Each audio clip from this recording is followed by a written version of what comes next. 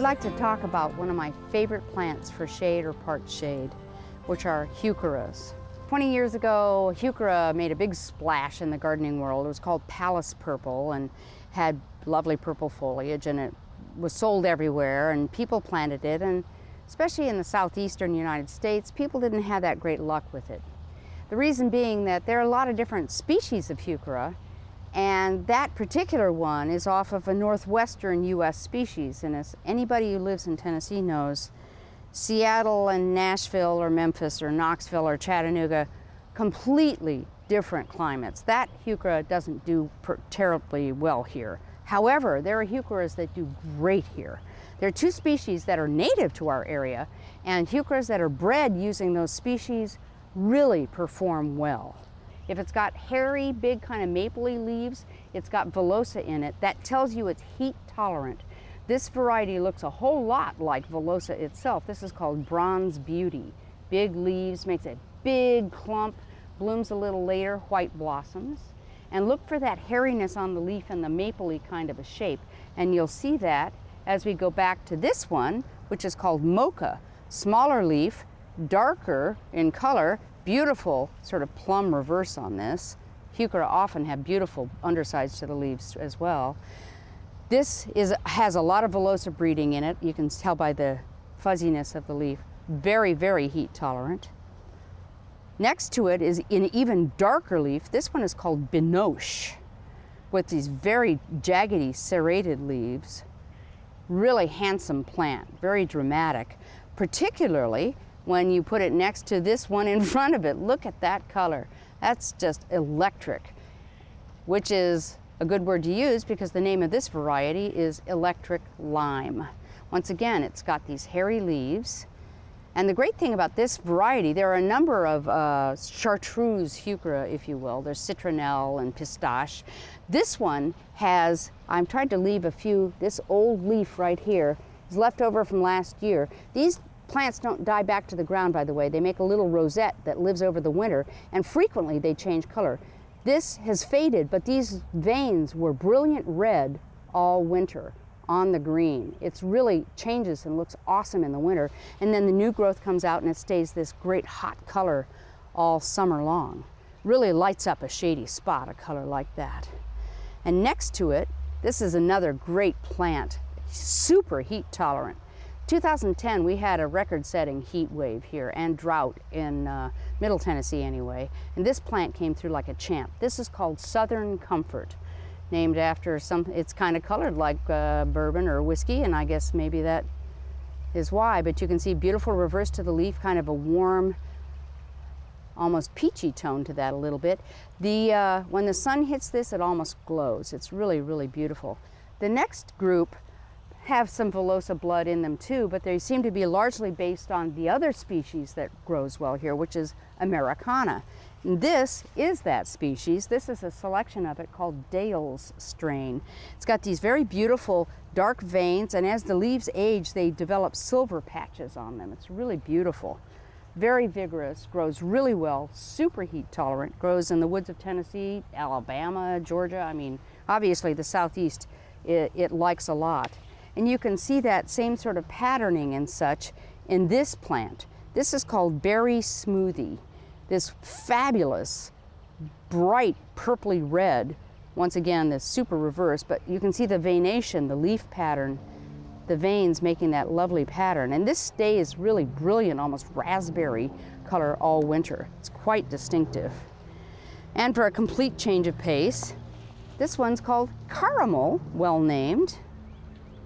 You can see both villosa and Americana breeding in if you know the leaves.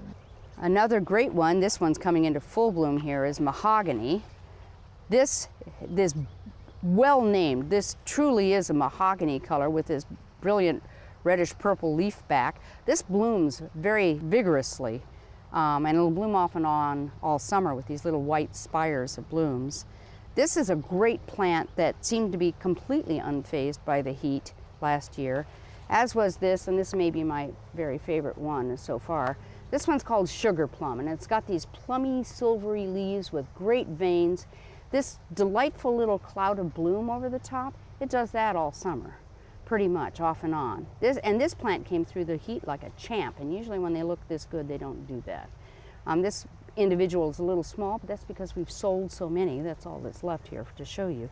But this is a terrific plant. Once again, a color that just lights up a dark spot, looks great with everything. These next two I put near each other because they are by different breeders, but very similar plants. And you can see this one, which is Miracle, is coming into bloom. And all Heuchera bloom, by the way. They all send up these little spires. One of the common names for Heuchera is coral bells, which was named after a certain species that has little red flowers, which is really pretty. But they all bloom, and some pretty spectacularly. This one is called Miracle. This one is called Tiramisu. And once again, you can see this really interesting green leaf with some really cool vein patterning on there. Very distinctive. My experience with these is that Miracle and Tiramisu do well here. Miracle gets a little bigger and it's a little more vigorous. These plants change color radically, both these varieties, in the cold weather. They completely change their look. They both get very red. The leaf veination spreads and the whole plant turns kind of a bright orangey red. There's a French breeder who is working with a lot of Heucheras, and he tends to name his plants French names, like the Binoche I mentioned back there.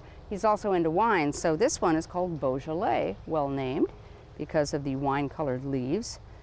This one is called Pinot Gris, and I love this one. It's got this kind of greeny, silvery top, and then these incredibly brilliant undersides. The breeze ruffles that, and it's just a delight. You can see it's about to come into bloom. The last group of plants I want to talk to you about are a cross between Heuchera and Tiarella, called Heucherella. This is a Tiarella. Tiarella and Heuchera are closely related enough that with some little help from mankind, plant breeders, they make babies. This is a very beautiful plant. You can see it's one of the common names is foam flower because of the lovely little white flowers that come out in the spring, the nicely patterned leaves, very mapley kind of leaf shape to that. It's called palmate by botanists. This is a Heucherella, one of many. Every year they're coming out with more and more of these. You can see that on a Heucherella, the flowers tend to resemble the Tiarella flowers, but the leaves, you can see the Heuchera influence in there. And this sweet tea is perfectly named. It's definitely the color of sweet tea.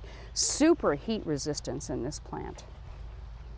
This is called Alabama Sunrise, and it is green, gets red veins, and it turns red in the winter. Just awesome plant. This one is another very, very stunning plant. And the last one I want to show you in full bloom here is another Heucherella called Burnished Bronze. You can see that this is obviously has one of those darker Heuchera as one of its parents, and the Tiarella, as I showed you.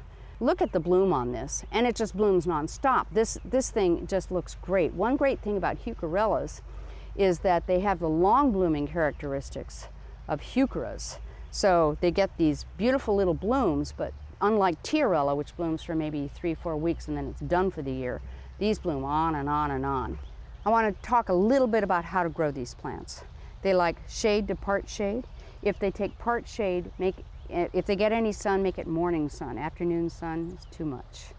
They like well-drained soil. The reason that most people lose these things, even though they're native, is that they're in soggy, heavy clay, and they just rot out over the winter. It's not the cold that kills them, it's the wet feet, so to speak.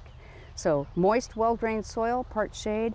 I've got them growing in my house in soil that's not that special. I haven't improved it much, but I made sure that they had good drainage, and they look awesome. So they're really easy to grow.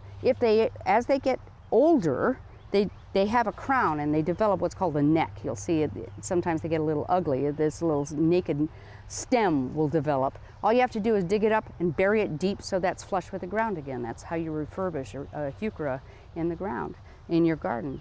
They're really quite easy to grow, and they give 12 months of color out of these plants. You don't have to have the flowers, are like just a bonus. The foliage is so spectacular on these things that if you want bright color in the shade, this is really one of the great ways to go.